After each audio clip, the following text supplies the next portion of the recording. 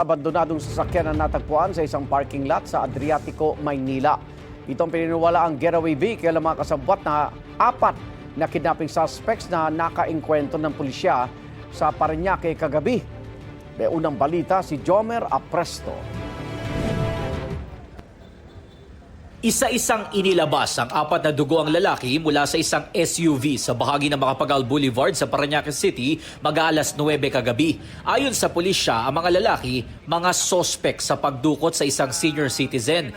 Nauwi sa engkwentro ang operasyon ng PNP Anti-Kidnapping Group matapos umanong magtangkang manlaban ng mga hinihinalang kidnapper.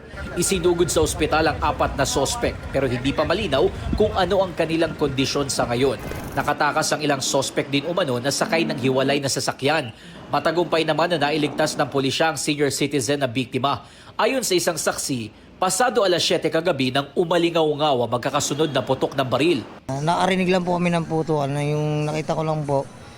Nagtago na po kami ng kasi nagkaarat-ratan na po doon sa kabilang lane. Takot po talaga kasi nag-cover na po sa pump eh. Hindi na po kami lumabas nung nagkaputukan na po. Na-inform lang kami na mayroong nangyari dito, no. Nag-respond din kami. Nag-support kami dito sa sa EKG, sa traffic flow para mabilis. Yun lang inassist namin na yung area maging ma-cordon yung area. Inaalam pa raw sa ngayon ng SPD kung mayroong mga sibilyan na nadamay sa putukan.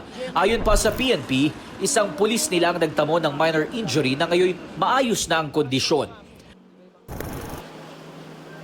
Natagpuan naman ng otoridad ang isang abandonadong sasakyan sa isang parking lot sa Adriatico, Maynila pasado alas 8 kagabi.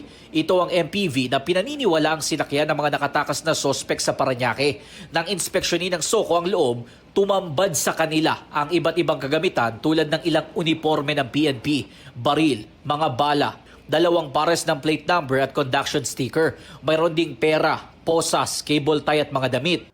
Bali may tumawag sa amin na parking attendant dito sa may Rizal Memorial na mayroong pinaradang sasakyan na mabilis pumarada tapos biglang may nagtakbuhan yung mga occupant ng sasakyan.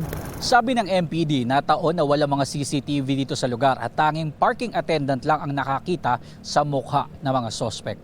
Patuloy ang backtracking ng mga otoridad para mahanap ang mga nakatakas na lalaki. Bineberipika rin kung lehitimong uniforme ba ng PNP ang mga narecover mula sa abandonadong sasakyan. Sinusubukan pa namin humingi ng detalye tungkol sa biktima.